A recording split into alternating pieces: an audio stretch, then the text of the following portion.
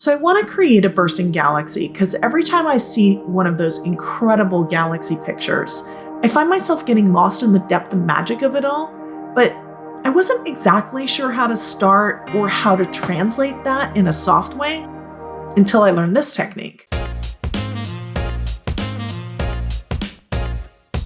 Hey chickies, I'm Ingrid, and here you're going to get inspired and get creating. I'm not going to lie, I was a little intimidated when I started a few months ago. This wasn't the first time I'd ever done skies, but I really love those deep space, Aurora Borealis type incredible sky photos. I mean, I probably have thousands pinned on Pinterest. I'm not kidding. I am truly addicted. But that really left me wondering what medium was the best medium to use to try to translate those photos into art. I don't know why, but for some reason with these types of images, the medium that always tends to call me is watercolor. So today we're gonna play with some rich, vibrant pigments that are incredibly translucent. I'm gonna use Winsor & Newton Coteman paints, but whatever you have, I want you to use that. If that's crayola, that's perfect. So let's dive right in.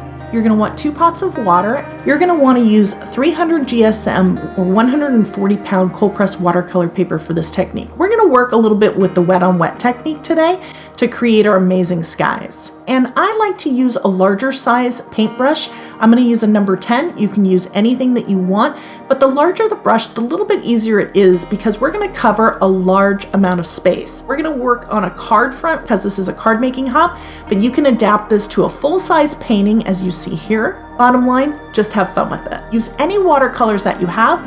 I'm gonna be using Winsor & Newton Coteman watercolors, and I also have these Gonzai Tombi starry colors. These are by Kuretake, and these are beautiful. They have a really nice metallic look to them. You can also use white gouache if you don't have these. And that's gonna give us kind of that magical, mystical look in the sky. First off, you're gonna want to tape down the perimeter of your project. You wanna make your surface wet. I happen to be using a 1-inch flat brush here. The key here is to get it wet enough. If you put too much water down, then your colors are really gonna bloom out, and that means they're gonna really get away from you, and you'd wanna kind of avoid that.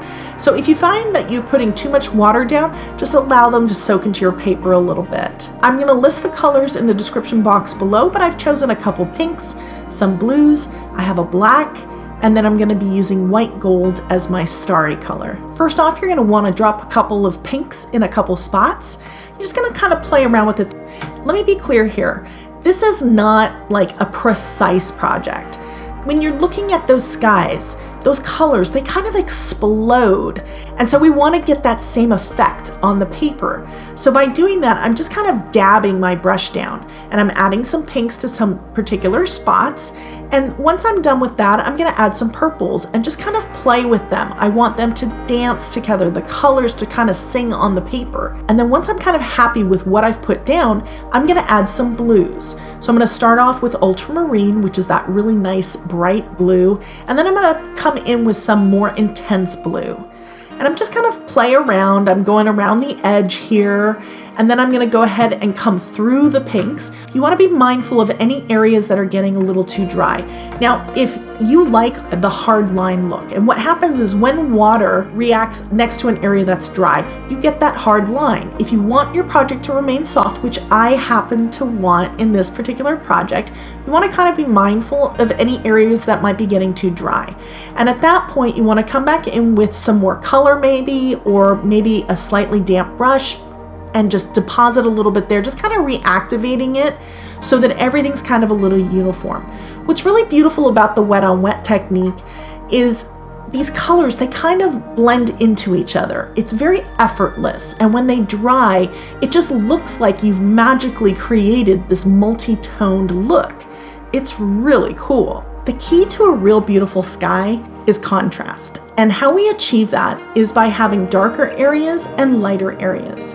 So if you find that you've filled your page with all this color and you haven't left any light in there, just come back in with a slightly damp but clean brush and pull away some of that water. If you run a drier brush over a wet surface where you have water, say, pooled, you can very easily lift that water, but what's really cool too is you can also lift color. Now next up, we're going to add some of that beautiful metallic white gold.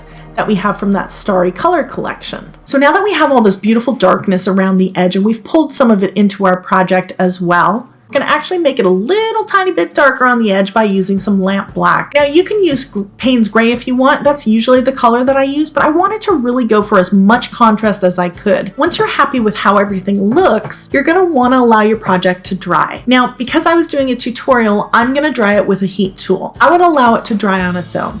So next up, we're going to take a coarse bristle brush. The bristles are really firm, and that's what you want. If you don't have a brush that's like that, try an old toothbrush. I know it kind of looks like a hot mess right now, but trust me, this comes together. You can use lots of different things for this next step. I'm choosing to use a little bit of white heavy-bodied acrylic paint. My brush is very wet. Notice that I did not spray my paint. That's because I have enough water in my brush. I'm holding my brush extremely perpendicular to my project, and I'm gonna run my thumb along the edge.